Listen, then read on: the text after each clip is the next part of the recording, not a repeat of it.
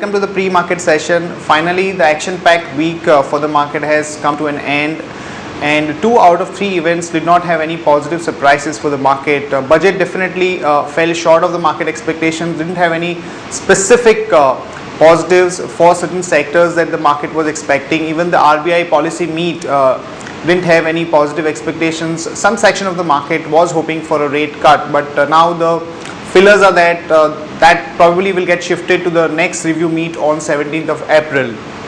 Friends, now clearly the focus of the market would be on the global markets, flows, and how the earnings season will pan out once this month is over.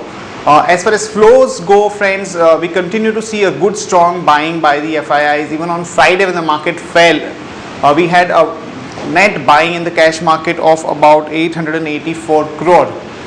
And talking about the global markets, though on Friday US markets were flat for the whole week, they registered a gain of almost 2.5%. Even European markets were pretty strong. So their overall stability is pretty much intact, which is definitely good news for our markets. Today when we look at the Asian markets, most of them are marginally positive, about 0.25%. Even SGX Nifty is quoting at about 10 to 12 points kind of a gains. With those remarks, let me invite Shaival. Hi Shaival, where do you see the markets headed? How are the IVs panning out, and is there anything that one can do in the current scenario? See, what has happened is that market has reacted negatively to the budget, as finance minister was unable to lure the participants' confidence, and what we've seen is that because of which some fresh short positions have taken place in the market at higher levels during the post-lunch session in Friday's trade. Now what we have seen is that the PCR ratio has cooled off to 1.08, indicating that unwinding has taken place on the put side and activity on call side has been increasing gradually. What we have seen is that due to an event, the implied volatility has cooled off significantly, that is by 9 to 16%. And also we have seen that 5,400 call option followed by 5,800 call option has seen a good activity in terms of open interest. Whereas if we focus on the put side, 5,100 and 5,000 put option has seen a good activity.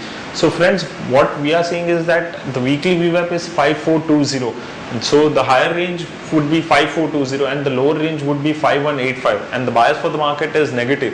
Now as we have seen a good activity in 5,400 call options, and even our VWAP level is 5,420, so 5,400 may act as a resistance for the market, and if Nifty rises near these levels, then one can go short into the market.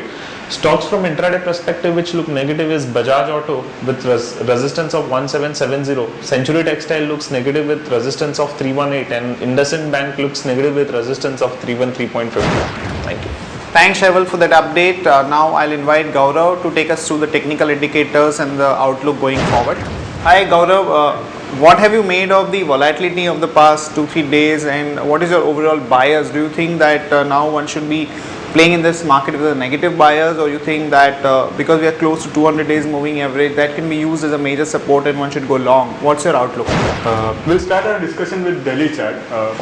As can be observed from the Delhi chart, after falling in a 3-wave manner, Nifty retraced the fall till 61.8% and 78.6% retracement.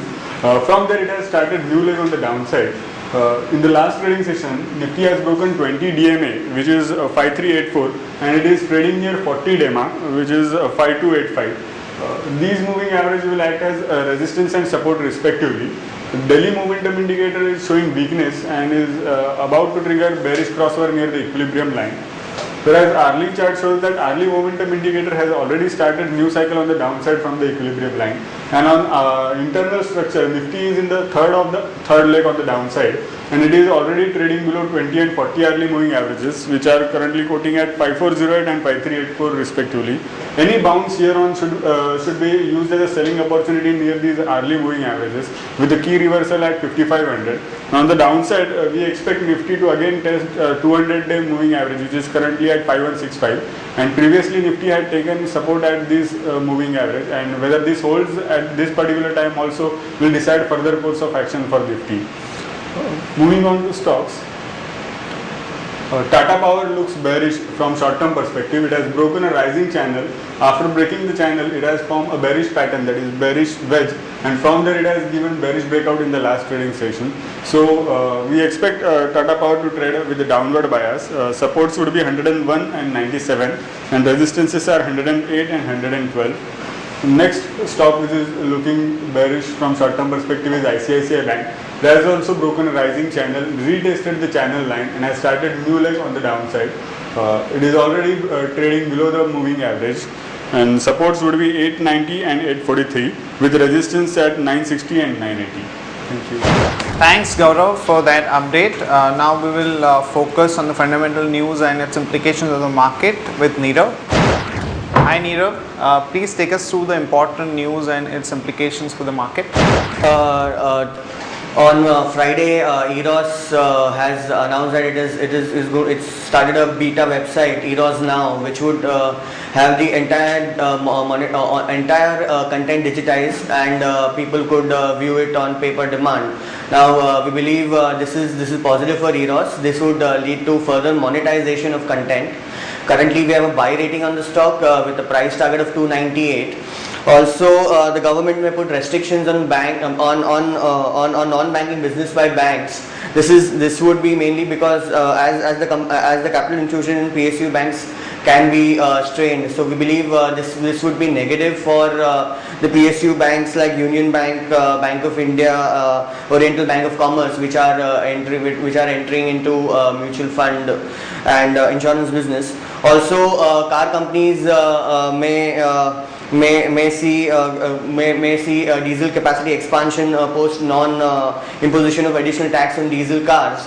Now there was no additional tax put on diesel cars this time around. So we believe the auto companies would increase the capacity. This would be positive for Mahindra & Mahindra and Maruti. There is media reports suggest that the government might scrap the insurance FDI reforms. The